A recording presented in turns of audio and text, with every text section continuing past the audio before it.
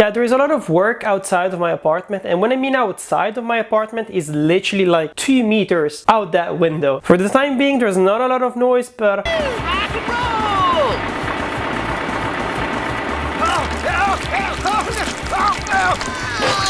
so I'm sorry in advance if you hear a lot of weird noises. I swear it's not me. This place is not haunted.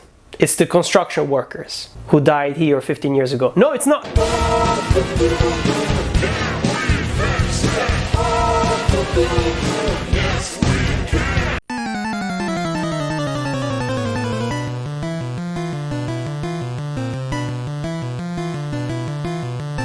No! God, please, no! Welcome back to Torn Apart, and today we're making a video that is very linked to the one that I released last week, specifically talking about serial killers, talking about true crime, talking about this kind of investigative journalism. And I feel like I need to tell the story on how I stumbled onto this Netflix content here, because it was a bit weird. Smoke, smoke, smoke, weed. Hey.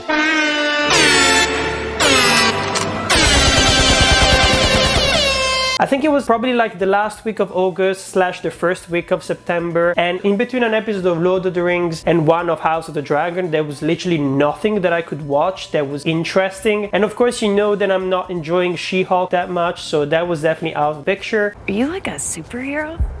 Like the Gold Devil? I'm Daredevil.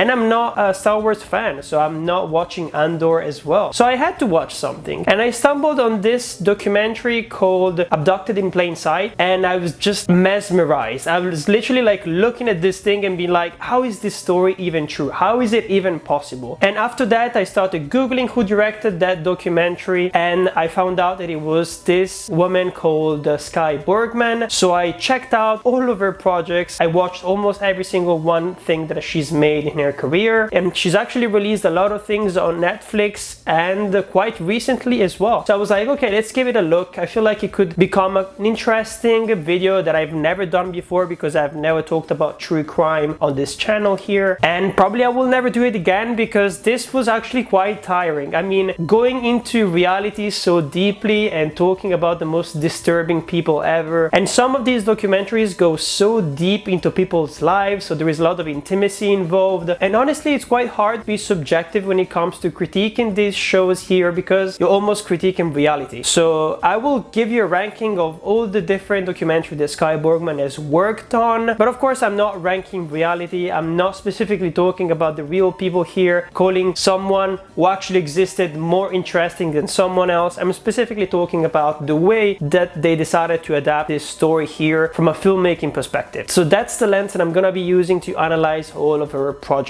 Well, Patrick, are you ready to have some fun? I think Ted Bundy's kinda cute. Oh! No! That's why Zac Efron plays him in a movie! Oh, the wicked lust. Oh, I guess we all have this bubbling evil inside of us. I wanted to introduce Skye Borgman by a couple of podcast interviews that I found online, and of course by talking about all her projects. She started making documentaries back in 2005 with the short film Pebbles, and her first feature debut is called Junk Dreams, and it's the only one that I didn't see because I felt that the story didn't really link itself quite well with all the other stories that she's shown interest in when it comes to her documentaries. So I kept that one on the side. Plus, when I looked up some of its images on YouTube, I found out that the quality from her first documentary was not really that high, and just because it came out in 2010, I thought it was not really matching the industry standards, so I decided to skip it and move to the rest of her career. When it comes to her work as a documentarian, as an investigative journalist, she seems to be interested specifically in women's issues and women's stories, and them trying to reclaim their identity, trying to reclaim their power, or how women tend to be manipulated by men and how they try to escape or not that kind of vicious circle. She seems to be really interested also in family dynamics and how important communication is between the family members so that everything can run smoothly. There's so many interesting parallels in between the different shows and films that she's made when it comes to people hiding things from each other, people manipulating each other just because they have information on them, and those those information, they don't want them to be revealed to the public. And honestly, the stories go deep and deep and deep to a certain extent that it almost doesn't sound real.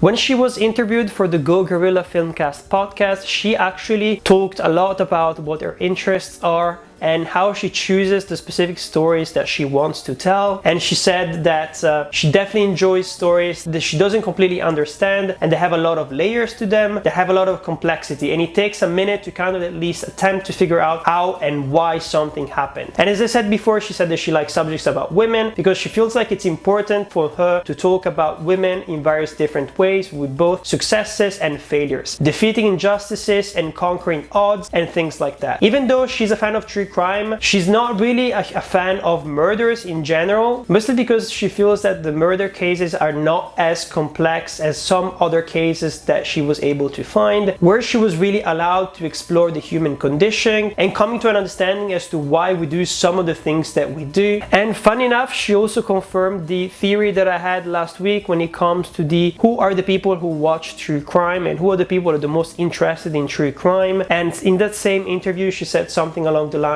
of a big part of the true crime audience is women, and as women we have to think about danger more than men do. We're structured to think about protecting ourselves, and I think these documentaries truly highlight these issues and how we can approach them. And true crime is kind of feminist. It's the only time the entertainment industry will take a chance on an unknown female lead. You've all seen Making a Murderer. If you haven't, it's a documentary about how a woman's death made so much money for Netflix. I actually did a module on documentary filmmaking when I was back at film school, and it was specifically looking at reenactment within documentary filmmaking. So those are the things that I really look closely to within the documentary genre. We use reenactment to kind of fill in all the different gaps that we might have, to give you kind of like a visual aid so that you can emotionally connect to the story and you can visualize it as well, because sometimes for people, for human beings, it's a bit more difficult than for policemen and investigators to relate to a story just by looking at reports and looking at pictures. And of course, reenactment is kind of interesting when it comes to shaping some kind of interpretation of the facts and of reality itself. For example, if you took maybe like one documentary and if you took a specific reenactment scene, and if you asked the 5 people to put together all the different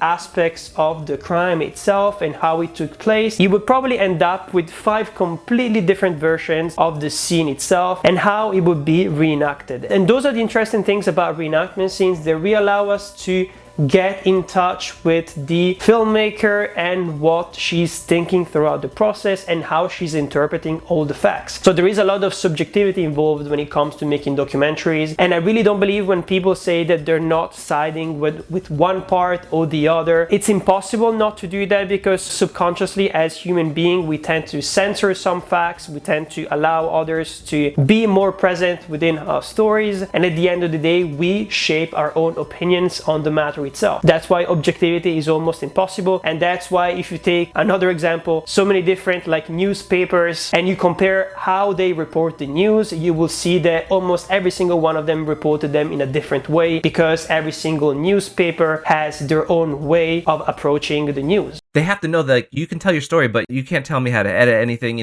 so you own this stuff. So how do you gain the trust of the people that you're interviewing or are part of a story? The process is long, but that trust has to be built quick. Yeah, it has to be built very quickly. And I think it's different for different people, clearly. But I think for me, I just want them to know that there's no judgment. Like there's zero judgment that comes from me. I'm not going to listen to what you say and sort of roll my eyes or smirk. Yeah.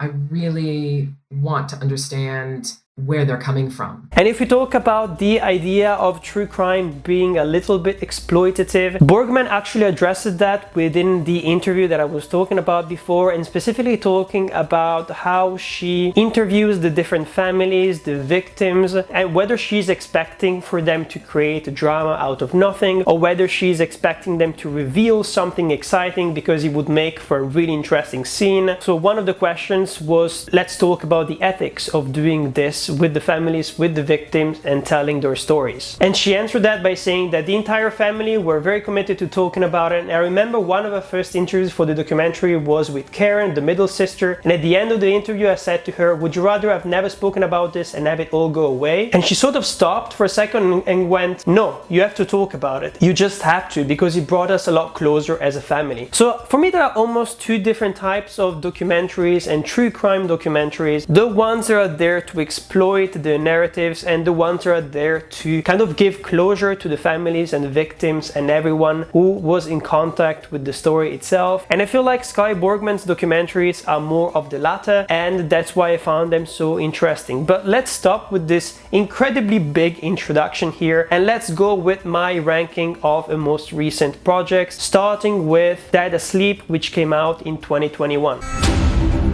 Breaking news. A killer is using the surprising defense of sleepwalking.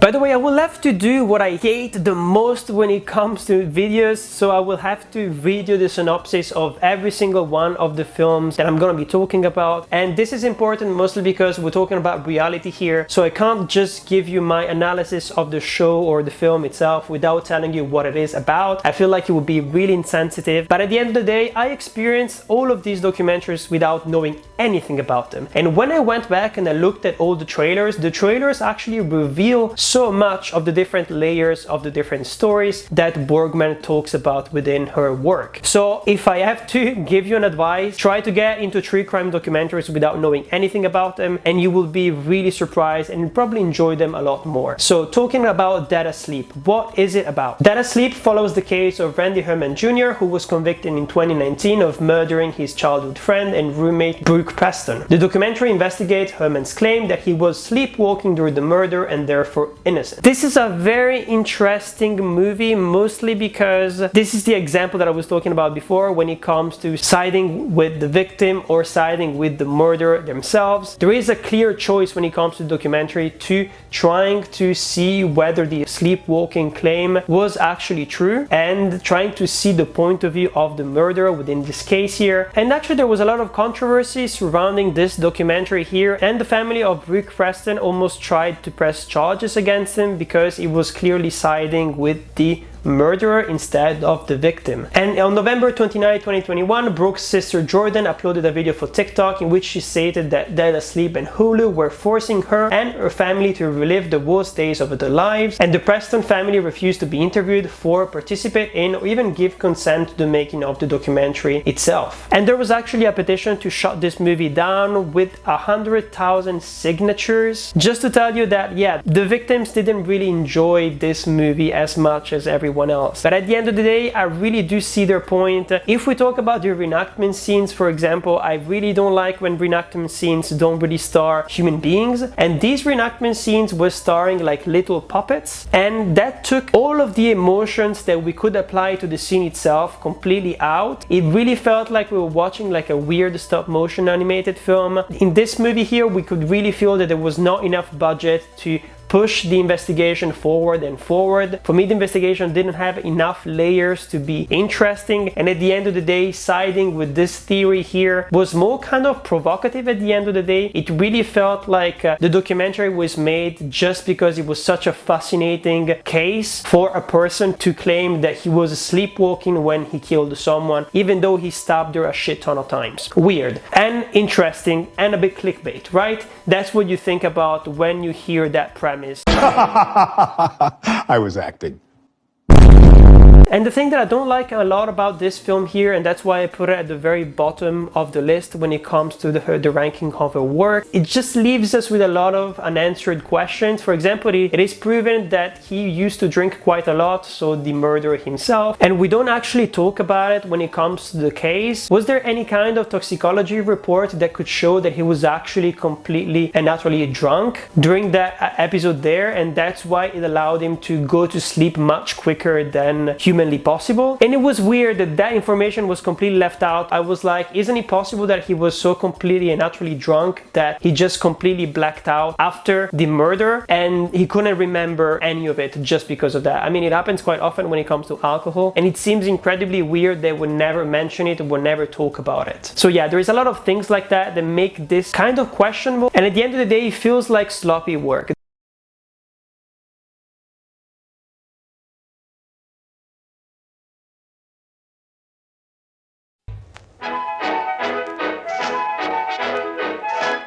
Do you gentlemen need a hand?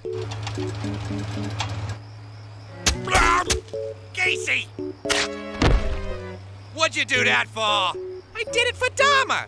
For Dahmer? Yeah, he likes having sex with dead bodies. Dahmer, stop having sex with them intestines!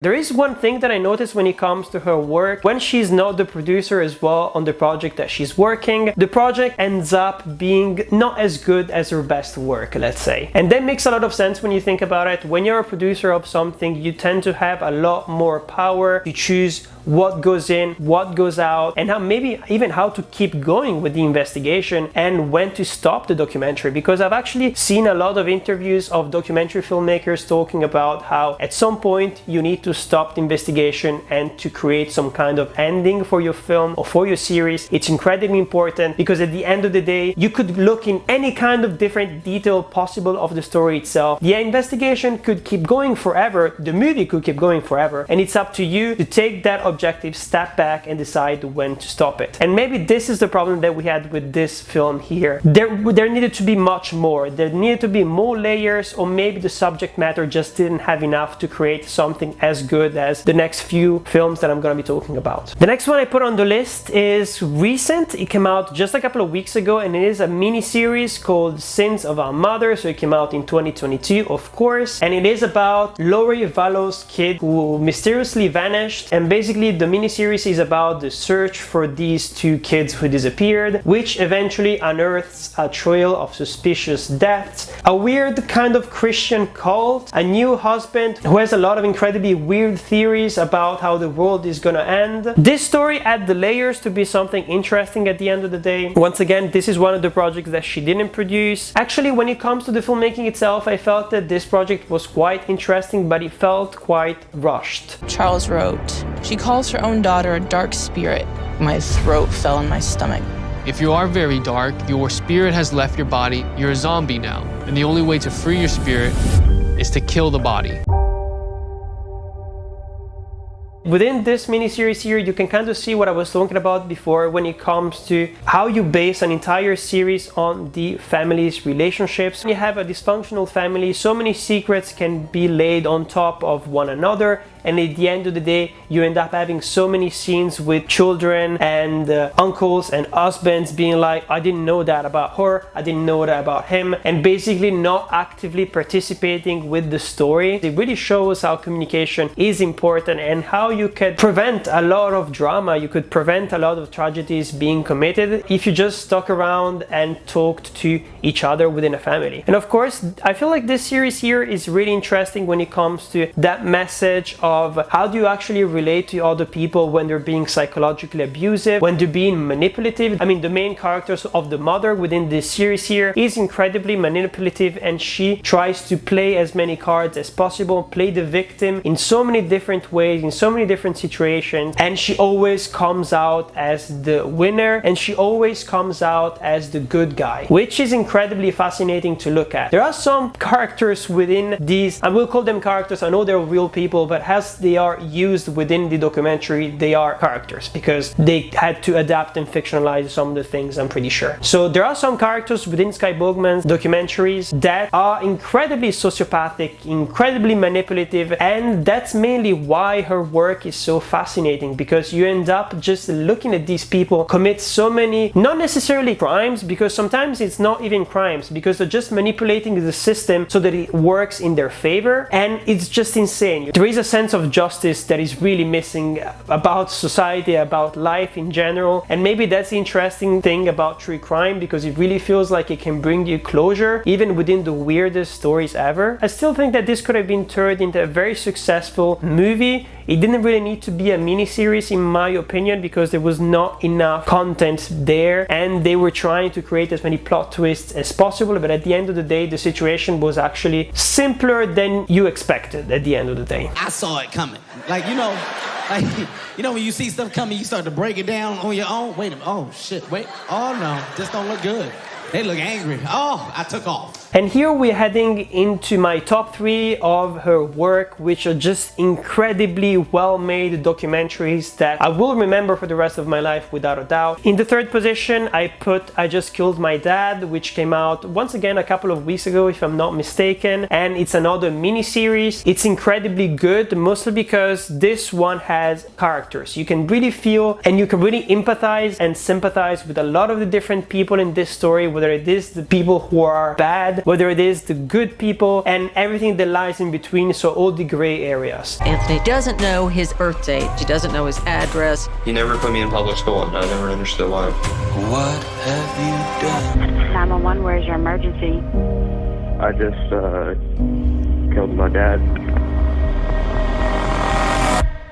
And the thing that I like about this, it reminded me a lot of Making a Murderer and those documentaries which make you doubt whether the person at the center of the story, whether he is or he is not the guilty person, whether he is or is not the murderer, or whether there is more going on that motivated what happened during that scene. And this is kind of fascinating because the story starts in the simplest way possible with a crime scene, with this teenager who killed his father, and in apparent self-defense, even though there are a lot of things which don't really sound right, because he was claiming that he was abused, for example, physically, but he didn't really have a lot of marks on his body and stuff like that. And the police found him incredibly suspicious because he was really cold when it comes to dealing with his father's death and with the murder itself. And slowly we try to untangle that event there, and we take a step back and look at all the different pieces in the past, in the present, interviewing Anthony Templet, who is the teenager I was talking about, who we really try to relate to, and he gives us back so much humanity. We can really see it in his eyes. And this was probably one of those true crime documentaries where I really identified and engaged with the main character, which can be kind of disturbing if at the end of the day he was proved to be a murderer. That I think I enjoyed this mini-series a lot more than others, mostly because it is starring a male victim.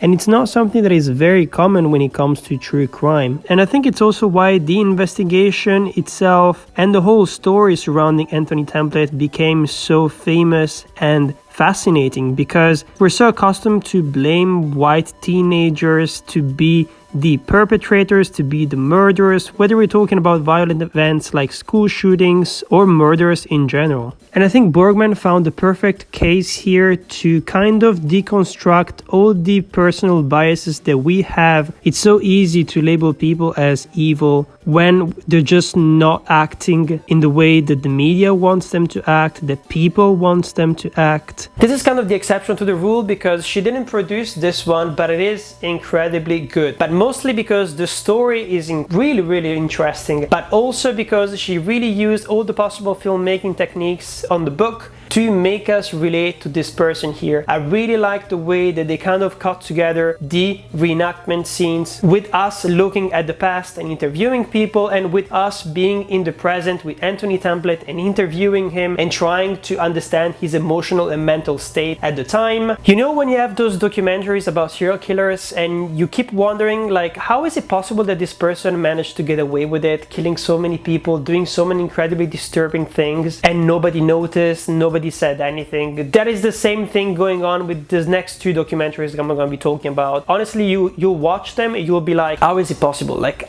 America, you have a problem. Like, honestly, there are so many weird things happening over there. You need to go to therapy.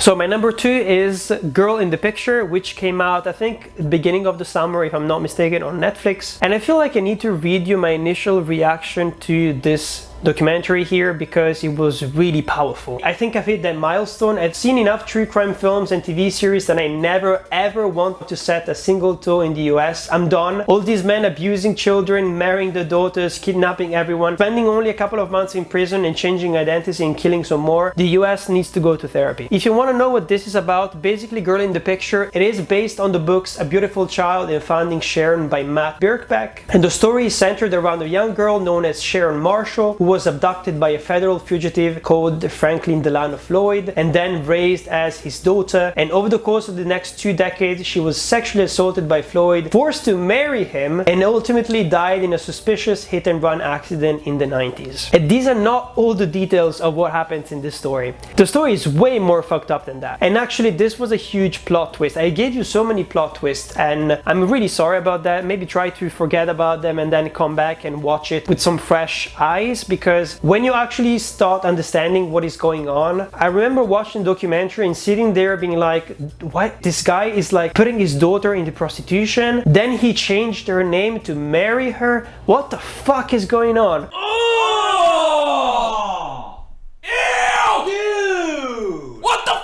And you kind of have to feel that. You have to feel that because that is the most interesting thing and emotion to have when it comes to this documentary here. So try to forget everything I said about the narrative itself. This documentary here is quite strong, emotionally speaking. It has such a beautiful cinematography as well, which was kind of the case in I Just Killed My Dad, but this really and the next one are incredibly beautiful, and I feel like they're gonna be milestones for the future when it comes to documentary filmmaking. They will be remembered, that's what I'm saying. And I feel like this is the moment where Borgman really hit the nail on the head when it comes to finding the right stories that she was interested in, but also creating an incredible investigation around it and constructed an incredible documentary that was exciting, that had real characters, and at the same time was incredibly feminist, because here we have someone who is manipulated, abused, sexually assaulted for her entire life, and we never knew her name. We never knew who this person actually was because she disappeared for such a long time from everyone's lives. It makes you mad. What does that say? I've always wondered that, and I've brought this point up to people as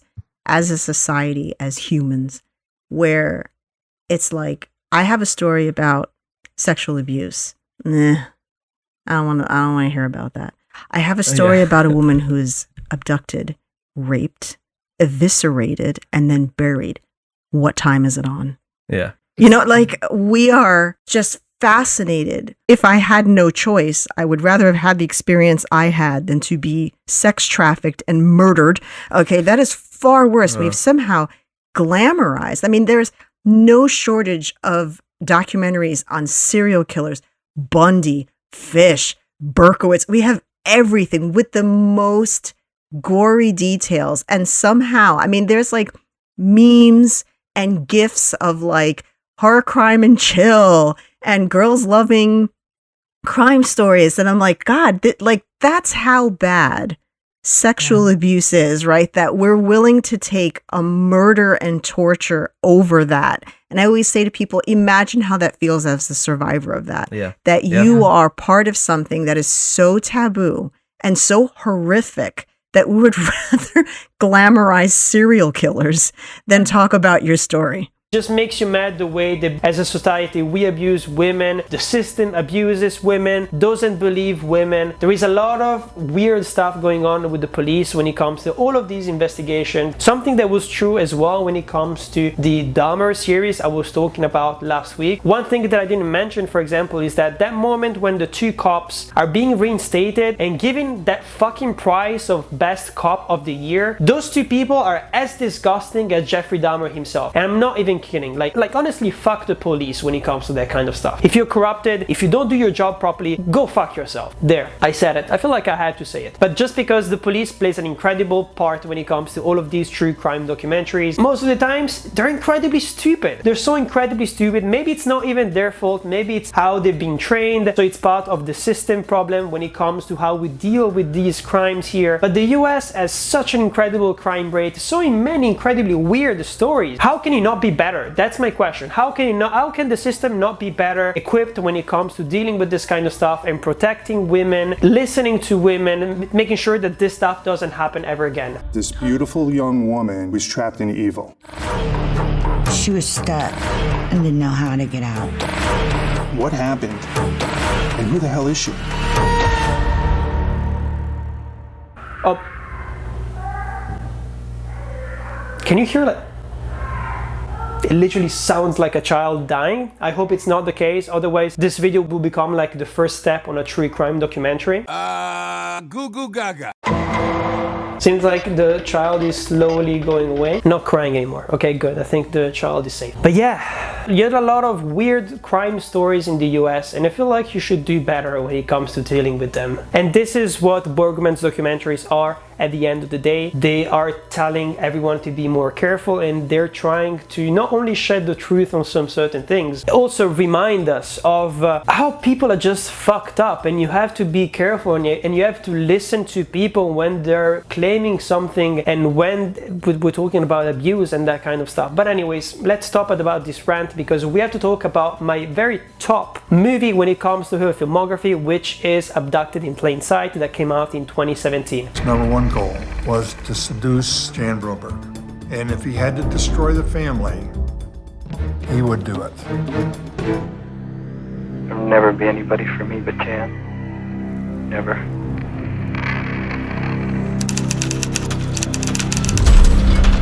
This story is fucking insane. When I say fucking insane, there is no way you could ever guess what the fuck is going on in this story here. Everyone is involved. The main guy is manipulating everyone so that no one basically gets to throw him in prison. And one thing again that Skye Borgman really does well when it comes to the murderers, the perpetrators of all the crimes within the documentaries, is showing how they get away with it like on multiple occasions. So there is definitely something wrong when it comes to the justice system in the US that needs to be fixed, and I'm glad that these documentaries here are drawing attention to the right stories so that we can pay attention. And once again, I feel like I have to read you my review because I'm quite proud of it once again, and I don't want to give you the details about this story here just because you have to experience it for yourself. So here is my review. These are without a doubt the worst parents I've ever seen. The level of psychological manipulation and depravity is Game of Thrones level. I mean, yeah, it was the 70s, so maybe people were a bit more naive and less freaked out about potential serial killers, but how? How would you be able to allow things to go so far? How can you be so unable to control a 13-year-old? And of course, I'm not victim blaming at all. I'm aware she was completely brainwashed and abused. It's just her parents who were just so incredibly... Why are you the way that you are?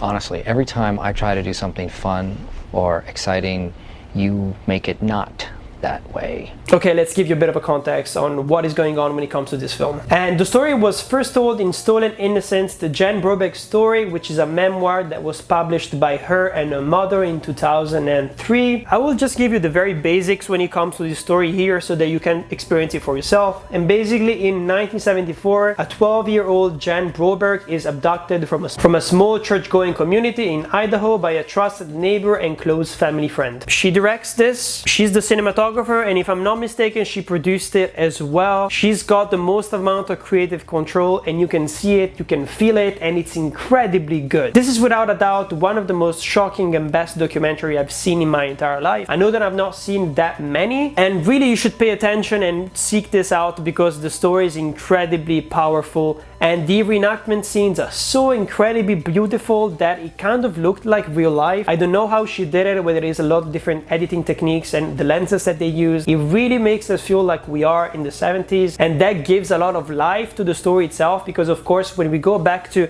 a time that we don't really remember anymore because I was not born back then, me personally maybe, it really gives us a good starting point to identify with the characters of the story itself so we can understand everyone's point of view. I always wonder how much information you know going in. So for instance, Abducted in Plain Sight, right? We start getting into... That was bonkers. How, like the moment where her father makes his confession. Do you know that going in, or you know, like how many have there been times, in other words, that you don't know something that the subject, like, oh that the subject says something and you're like, what? You know, like, does that happen? It happens all the time. I mean, it happens all the time, you know, where you think you know everything and a bomb is dropped or more information comes out. And, you know, a lot of it has to deal with, I think, just the process of the interview. And it's an incredible thing, I think. I mean, it's one of my favorite parts of documentary filmmaking is sitting with people and asking them questions, because it just doesn't happen very often. You know, I mean, we're kind of doing it now, right? And so you're giving me space to kind of tell my story without interruption. But it doesn't normally happen. Like in the real world, you start telling a story and somebody interrupts and they start telling their story. Right. And so there's this sort of magical quality about interviews and to ask questions that go deeper and deeper and deeper. And then you just get people to these places where they remember more, or they put a piece together that they hadn't normally put together before, and they're thinking in deeper ways about actions and reactions. And so a lot of times I think I'm surprised by things they bring forward. They might be surprised by things they bring forward, but that act of, you know, listening, I think really encourages people to kind of tell their story in a much deeper way.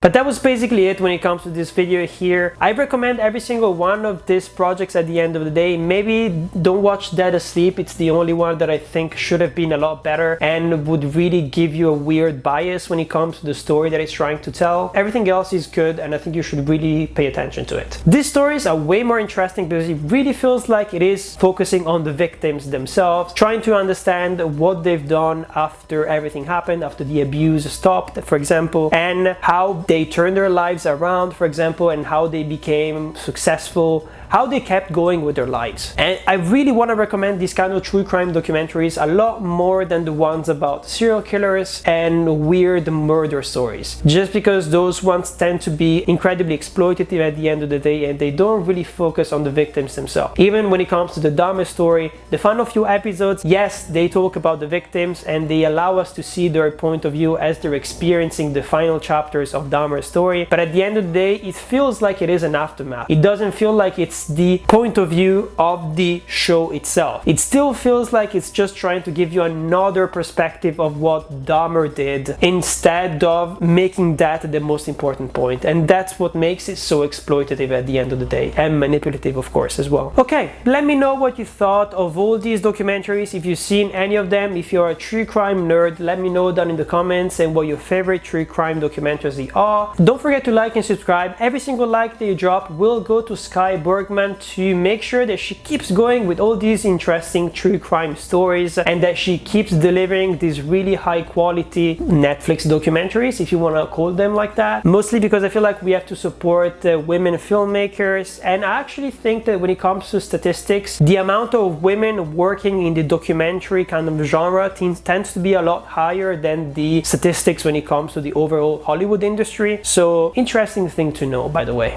I'm Patrick, and this is Torn Apart, and I really hope that you didn't hear the construction work for this entire video, because they're just awful. It's just drilling all over again, just drilling one after the other. I don't want to make a Dahmer joke about drilling. I'm not gonna make it. I'm not gonna make it. See how good I am? I didn't make it. Bye.